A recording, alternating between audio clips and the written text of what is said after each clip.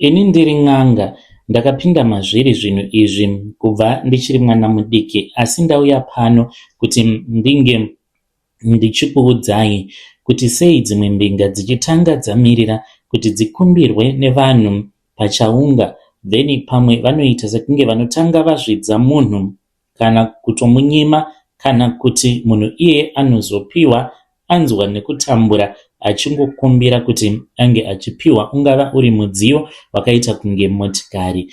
Munozviziva here kuti hapana chinochinja pasi pano pezuva. Upenyu hwakararamiwa nevanhu vemubhaibheri ndo upenyu hwatiri kungorarama pari zvino. Mubhaibheri zvirimo wani kuti kwaitorwa mbudzi iyi yaiti ikatorwa zvivi zvose zvaigadzikwa pamusoro payo yobva yaenda yonorasirirwa mbudzi iyoyo kuti inge ichitakura zvivi zvevanhu vose. Ndo zvinongoitika futi kuchivanhu kana mudzinza rekwenyu kana muine mweya wengozi, zvakaita sekuti vazhinji vainge vaine vashandi avo vakabva kunana Zambia, kunana Malawi, kunana Mozambique. Zvino munhu uyu anenge akasofa kudhara kana kuma 1920s kuti munge muchitanga kuronda zvino kuti akabva nepi munhu uyu akazourawa kana nana sekuru venyu, ende vazhinji vaiurayirwa nhau dzekuti vaishandiswa mahara, vozoudzwa kuti tichakupa mukadzi kana nguva yako yakwana after makore avanenge vawirirana.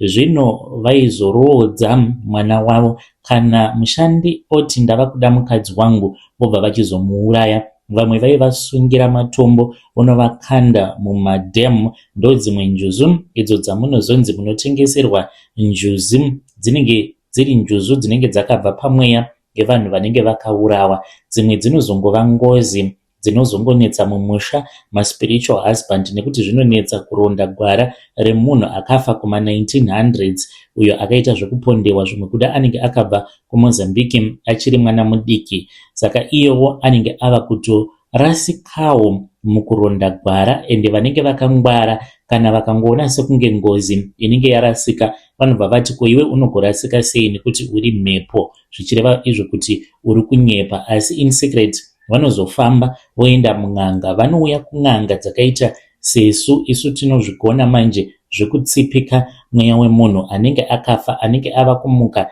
achinetsa. Kazhinji kana ukaona vanhu vanotambudzwa nemaspiritual wife kana kuti maspiritual husband, mumusha imomo munenge muine mweya wengozi unenge urimo. Zvino vanobva vachizotora mhepo iyoyo inonorasirirwa musango. Kazhinji vanhu vainogadzika mweya uyu pangava pari pajongwe, pahuku yeblack, zvonosiyiwa musango. Uyowo anenge azosangana nehuku iyoyo, variko vanototora zvipfuwo zvinenge zvakarasirirwa mumasango, vanoti havatye, hazvina kana basa. Pamunonodya nyama iyoyo munenge muchitogamuchira mweya wemutorwa mudzinza rekwenyu, anobva abva kudzinza riya iro rakamukanganisira, obva atanga kuraramisana nemi.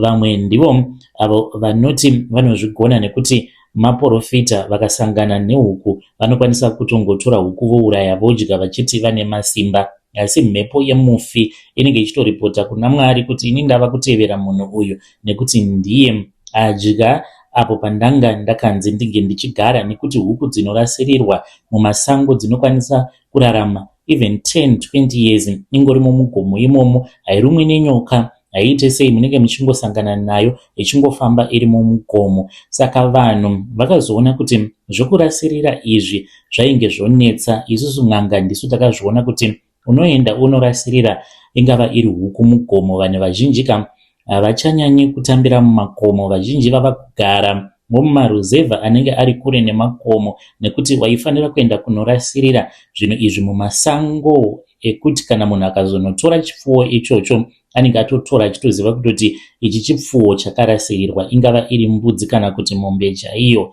Saka iko zvinozvi nekuda kwekuti vanhu vakawanda vava kugara mumadhorobha, zvinonetsa kurasirira huku mutauni. Saka takazoona kuti kana ukange uine munhu anenge aine mhepo dzakaipa dzaanenge achida kuti dzinge dzichizorasirirwa, dzinge dzichizonogara nerimwe dzinza risiri rake, munoshandisa zvinhu zvakaita semari, kupa munhu mari inenge yakagadzirwa kutorasirira ikoko.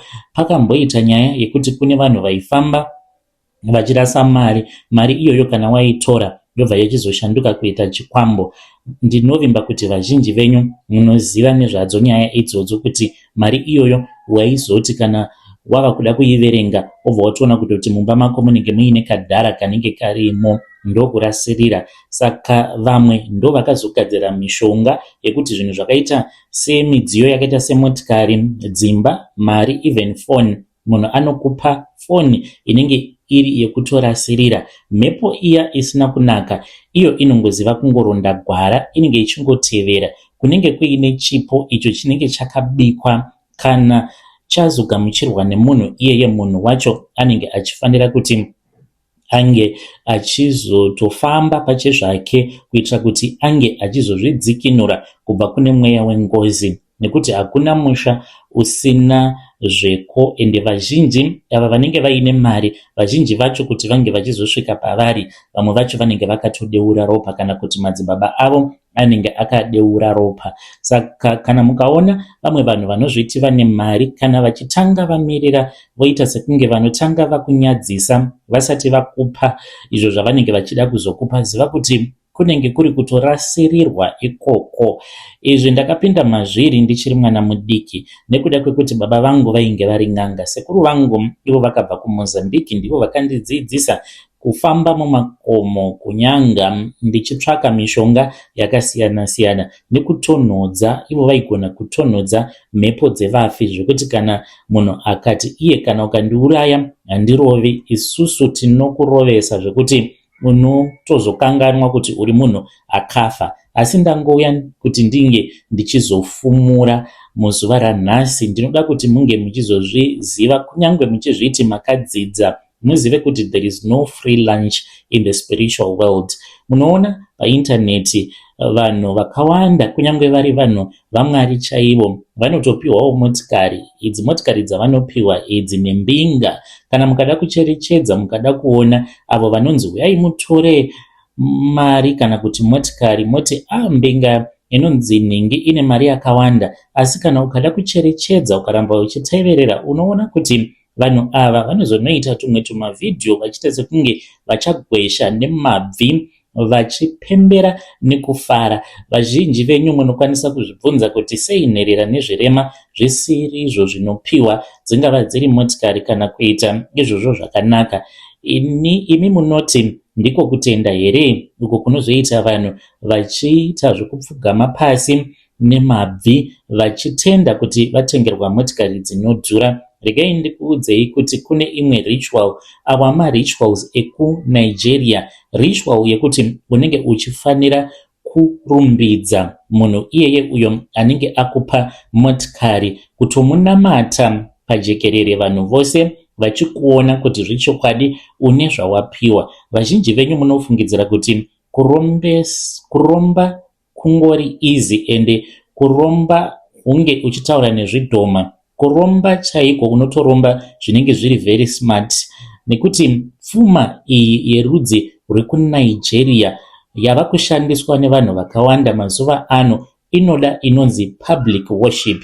Ndokusaka muchiona kuti vamwe vane machechi avo akazouya mumashure memachechi mamwe amaiziva aya ainge ari machechi ainge asina avanoti mascandals muchirungu. Machechi iwawo ainge asina vanhu vekuti vanoti ndinofira kudhifenda munhu waMwari sezvava kuitika mazuva ano. Kare kwainzi kana kukabuda nyaya dzinenge dzabuda, vanhu vaingobuda muchechi, asi pari zvinozvi kana pakataurwa tunyaya tunenge twataurwa, vamwe vanokwanisa kutobuditsa matemo nemapanga vachida kurwira munhu wavo wavanoti munhu waMwari. Vanhu vakadaro vanenge vakaenda kuNigeria vakanoitirwa marituals avo anonzi public worship, ende vanenge vakapiwa mhiko dzekuti pane zvose zvavanoita vanofanira kuzviitira pajekerere, vanofanira kupa zvipo zvavo pachena kuitira kuti vanhu vange vachivapa rukudzo nekuvarumbidza sekunge vari kurumbidza Mwari, kutoita munhu sekunge iye ndiye Mwari wako. Mune zvemweya munhu anofanira kungorumbidzwa chete ndinyadenga, musiki wedenga nepasi. Kana munhu akapiwa motikari akatanga kurumbidza anenge amupa motikari, pangava pari paFacebook kana kuti paTikTok pake, zviuru zvevanhu zvichange zvichizoona mavhidhiyo iwawo vanenge vachitodira yavanoti emotional energy inenge ichitoenda kumbinga iyoyo. Isusu n'anga tinozviziva zvose izvi kuti inenge itori sacrifice. Mukunamata ikoko, mukunamatwa kunoitwa mbinga pamavidhios nezvose zvinonyorwa, kungava kuri kumafacebook, kumatiktok, munenge muchitopa authority yeupenyu hwenyu hwose. Munomboona here kuti vanhu vose vanopiwa motikari idzi kubva musi iwoyo, kana mukada kuona life dzavanenge vava kuzorarama, vanongoita sekunge vanoita slow down kubva pane zvose zvavanenge vachiita. Inhau yekuti vanenge vakabatwa kunzi dzvine mbinga dzacho idzodzo. Sei mbinga idzi dzichida kurumbidzwa kudai? Inyaya yekuti vanenge vaine zvavanenge vachida kubva mavari muvanhu. Inzwa unzwe nashi, inini pachezvangu ndinotorombesa, ndine zvandiinazvo zvandinotopa vanhu, ende pashiraini pangu ndine nyanga. Kana munhu akauya kwandiri ane nyanga yaanotora kubva kwandiri, nyanga iyoyo inofanira kugara iine ropa rehama yako, pangava pari pagore kana kuti after makore atinenge tawirirana, depending nekuti iwewe unenge uine hama dzakawanda sei. Kana uine hama dzakawanda, kana muri vanhu vanenge vakakurira mumaparika, makawanda mumhuri, panofanira kuwana anofa gore negore. Asi kana hama dziri shoma, ndipo apo patinoti after 3 years panowana munhu anodona. Asi mishonga yakaipa, mishonga iyo iri kuenda kunotorwa kuNigeria. Upfumi ihwohwo hwakashatisisa, nekuti isusu basa redu ratinoshanda tichirombesa, tinongorombesa zvekuti unoparadza mhuri yako. But dzimwe idzi mbinga mukupa kwadzinoita, vamwe vanhu vanopedzisira vava kutotorerwa authority youpenyu hwavo vasingatozvizivi, nekurumbidza vanhu vanenge vaine mishonga yavo. Ndiyo confession yandibvunza pano. Vedare ndo message iyo yandakatumidzirwa ichibva kuna sekuru avo vari kuti ivo vanoita zvekurombesa. Strange things indeed they do happen in this world. Zvinotyisa, zvinovhundutsa. Asi ngatitaurei navo mucomment section. Hanzi kune inonzi authority, spiritual authority. Uchirumbidza munhu hanzi anenge achitokutorera spiritual authority. Regedzei tibva taenda panyedu inotevera. Nyedu inotevera yakamira sekudai so. Hanzi makadi zvenyu mukoma, please post my story. Munge muchizovanzawo zita rangu nenzvimbo yandiri kugara munomu muHarare. Inini ndiri munhu anoonekwa sekunge ndiri amai vane mweya wekurera, ndine rudo, asi havazivi kuti pane mwana uyo akazounzwa pamba. Mwana uyo akange achizvigarira zvakanaka nagogonya kubereka amai vake. Ininiwo ndichipinda mumarriage handina kunge ndakaziva kuti ndainge ndichazotakura mutoro unorema kudaro. Hongu ndainge ndichizviziva kuti painge paine mwana uyo wandichati ava ne7 years. Mwana uyu ndaiziva kuti ariko uyo wainge akaitwa mufirst marriage nemurume wangu nemudzimai wake wekuzoshaika, but takange tisina kuwirirana kuti tainge tichazogara nemwana. Saka zvakazongondibata mwana uyu paakaunzwa pamba zvichinzi koko vacho vava kurwara. Zvakaitika muna 2023. Murume wangu iye akabva achizoti kwandiri, sezvo tainge tichazogara nemwana uyu ndaifanira kuti ndige ndichizomuda nemoyo wangu wose. Of course that was fine, but zvaindiremera munjere dzangu. Akazotanga kundipa depression mushure mekunge ndambobata mamessages achifleta neumwe mukadzi akakumbira ruregerero. Saka ndainge ndava kupedzera shungu dzangu dzose pamwana wake. Ndaiti kana ndikatarisa mwana uyu, ndaiti kana akazokura akadzidza achava mupfumi uye anokwanisa kuzondishainira sezvo ndiri step mom vake. Ndakati mbeu iyi inofanira kuora ichiri muvhu. Ndakaenda kune imwe n'anga. N'anga iyi inowanikwa kuchitungwiza. Ndakatsanangura dambudziko rangu ndikavaudza kuti ndainge ndine mweya weruvengo wainge uchikura uri mandiri. N'anga yacho yakatoseka ikati, kana uchida kuti mwana uyu asatombofa akabata dhora muupenyu hwake, ngatimupengese. Ndikati kwete, kumupengesa handidi. Vakati it's okay, ndichaita kuti ange achizova mwana achange achizotora madrugs, uye zvekare ndichamupa umwe mweya unenge uchinhuhwa zvekuti kana ari panenge paine vanhu anenge achinhuhwa pamweya zvekuti vanhu vanenge vachifanira kumupa mikana havambofi vakamupa mikana. Vakati tichange tichizomusunga upfumi hwake kuti inge ichizova tsvina yenyika. Ndakanzi ndinge ndichitora trousers rake. Ndakabva ndachizotora trousers remwana uyu randakange ndakamutengera. Wainge uri musi weFriday muna June 2023.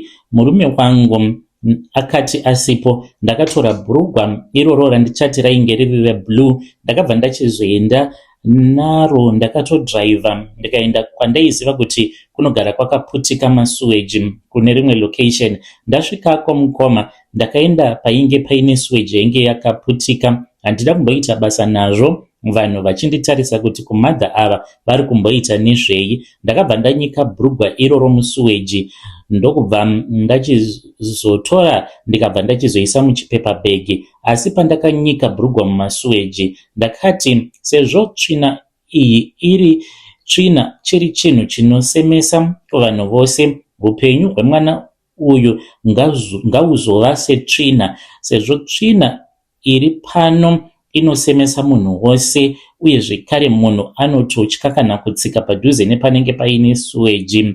Upenyu hwemwana uyu ngahuve pasi petsoka dzevana vangu. Munhu wose anomuona ngaamuseme semunhu anenge apinda mutoileti yakazara netsvina. Urombo ngahuzova hanzvadzi yake kusvika Jesu achidzoka. Vachange vari pamwe chete kusvika achizofa. Ndakabva ndatora bhurugwa riya ndikadzoka naro kumba. Ndakabva ndachizoriyanika, asi handina kuriyanika pazuva. Ndakaita mazuva ndakariyanika mumumvuri wemuti. Ndikabva ndachizotora aini ndokubva ndachizoriaina. Ndakati mwana ange achipfeka, akaripfeka bhurugwa iroro, ndokubva ndachizoti ange achizokurura bhurugwa. Mwana uyu ndingangoti ratongova zidatya chairo, ende iye haatonzwisisi. He is very dull in class. Murume anotoshamisika kuti mwana ari kuita sei. Ini ndinofara chaizvo nekuda kwezvose zviri kuitika, because ndikutoona kutoti success yake ndakaiviga mutsvina yekumasuweji. Mwana uyu haazombofi akatenga mota, haazombofi akavaka imba, uye chero deal chairo rekuti upenyu hwake hunozochinja, haambofi akasangana nevanhu vachamuyamura. Achangova munhu anongosangana nerejection nekuti mweya wake unonhuhwa. Ende iye ndizvo zvaatori. Ndakazviita zvinhu izvi because ndainge ndabatwa nemweya weruvengo, because hatina kumbogara takawirirana nababa vacho kubva pakutanga. Vedare ndo message iyo yandakatumidzirwa ichibva kuna vanzvadzi vedu. Hanzi handina kumbogara ndakawirirana nababa vake kubva pakutanga. Vanhukadzi sei muchiita zvinhu zvakadaro, zvinhu zvinorwadza kudaro? Asi ngatitaurei navo mucomment section. Regedzei tibva taenda panyedu inotevera. Nyedu inotevera yakamira sekudai so. Hanzi mukoma muri sei? Ndinokumbirawo kuti mundipostere nyaya yangu. Ndakarara neboyfriend yamadam boss 2 weeks ago. Apa tainge tichivhara boss because vakangokaruka vadzoka kumba. Apa vainge vaenda on a business trip. Ndichangoti kumasvingo. Ndinogarawo muno muHarare. Basa rangu riri panguva yakaoma, asi ndiri kufara, ndiri kupembera nemufaro, but ndine kakutya mukati. Ndokusaka ndauya panapa. Ndakatanga basa iri mukoma patova nemakore. Madam boss vangu munhu ane masecrets. Vakandiudza masecrets avo ose. Vane imwe mbinga iyo yavanodanana nayo inogarawo mumasuburbs muno kunodhura kuHarare. Saka zvakaitika mukoma ndezvekudai so.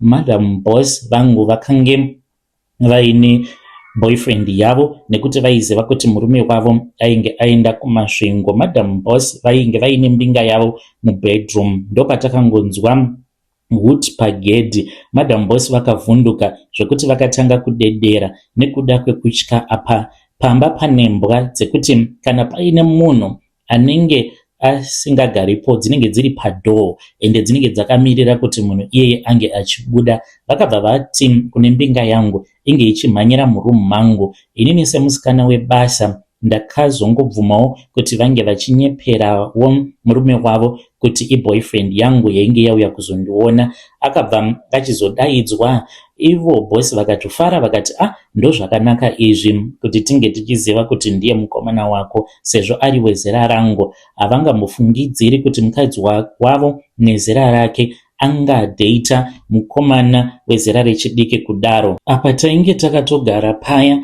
pacouch pasaidi nepasaidi nemurume uyu. Hana yangu yakatanga kurova, ndikatanga kuita mafeelings but ndaizvikontrola.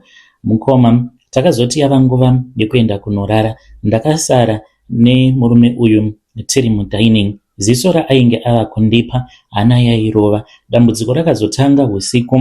Murume uyu akabva ati, sezvo tava kutongorara tose, iwewe neni tava kutongozviita mukadzi nemurume. Ndikaramba. Saka takagara kusvika kuma9 kuma10 ndopatakanzwa masound evanhu vainge vachiita bonde. Ndikadzima light ndikati ndava kurara. Akapindawo mumachira ndokubva achizotanga kundibata-bata. Ndakada kumboramba but ndakazogumisidzira ndabvuma ndikabva ndarara naye. Kurara kwatakaita tose, sezvo zvainge zviri zvinhu zvatainge tisina kuronga, takapedzisira taita rudo usiku ihwohwo. Takaita usiku hwose tisingashandisira nedziviriro. Saka mbinga iyi haana mukadzi uye zvekare haana vana.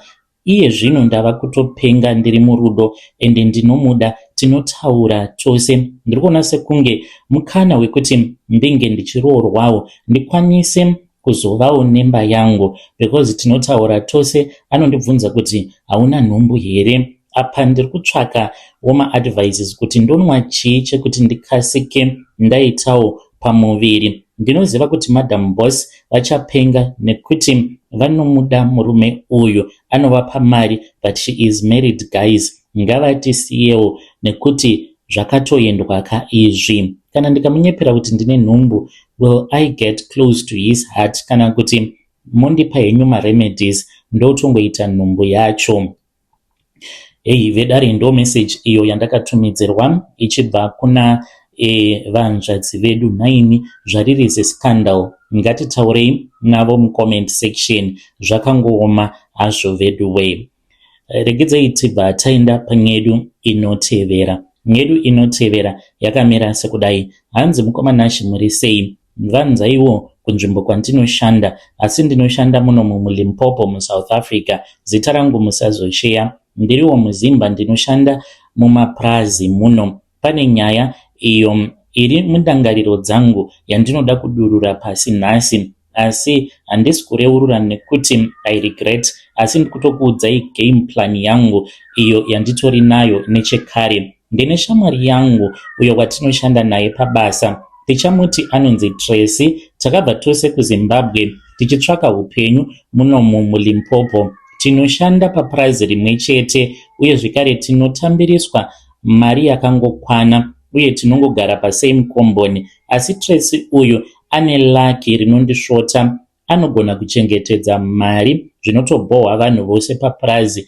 Iye zvino Tracy ari kuvaka imba yake yakanaka chose kumusha kwavo kumberengwa. Ndangochinja kwaanobva. Mazuva ose Tracy uyu anogara achitiratidza mapictures efoni achiti, tarisa uone kuti imba yangu yakanaka. Ari kuda kutoisa jurawo uye zvekare ari kuda kutoisa roof yakanaka. Ende iye ane kamwe kakushaina. Mukoma, ndinoda kureurura kuti Tracy ndakamuitira mhiko. Ndakaenda kune imwe n'anga iyo inogarawo muno muLimpopo ndeyechiVenda. Ndikabva ndabvisa mari yakati wandei kutoda kutokwana pay yangu yemwedzi wose.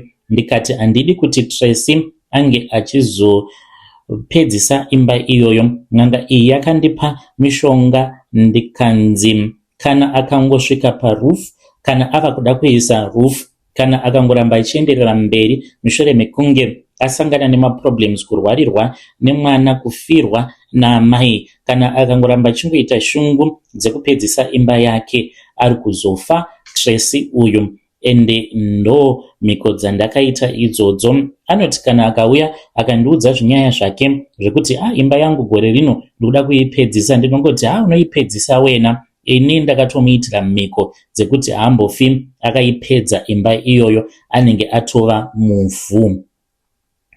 Yo vedare ndo message iyo yandakatumidzirwa ichibva kuna vanzvadzi vedu. Ndakavabvunza kuti ringori garaji chete here ivo vari kuti naTracy uyu kunyangwe vakaroorwa vakamborovana nekuda kweboyfriend vainge vachirwira boyfriend. Hanzi vanhu havana kutozviziva kuti we were fighting for a boyfriend.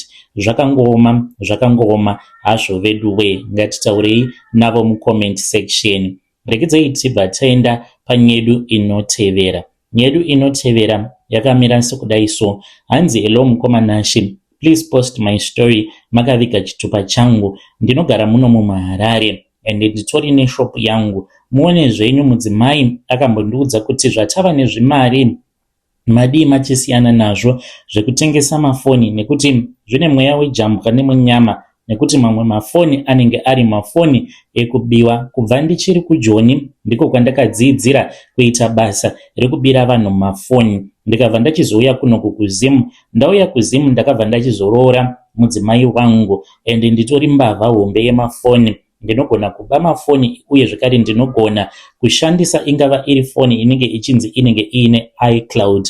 Basa rangu rakazochinja. Ndakange ndava kusatorera mafoni vanhu mutown but kutopinda mudzimba dzevanhu usiku. Tine chimwe chimethod chataishandisa chedustpan chekuti kana tikaona kuti window rako rinovhurika, foni yako iri pachaja, tinoitora tichishandisa dustpan ozongoona kuti mumba hamusisina foni. Dustpan iyi iroro tinenge takarisungirira pane chimuti chinenge chakareba, saka patinoibvisa foni ingava iri kana patable ikanopinda mudustpan tobva tatongotora foni yako totonotengesa. Ndo mabiro awo atainge tichiita mumalocation mafoni. Kana tikakwanisa kutopaza totopaza. Kazhinji mafoni andainge ndichiba mafoni anodhura maiPhone, maSamsung S series, then tobva tanotengesa paZimex Mall ende kutotengerwa ndinototengerwa nevanhu zvekudaro. Saka ndakaramba ndichingoita mabasa angu awa ndichibira vanhu.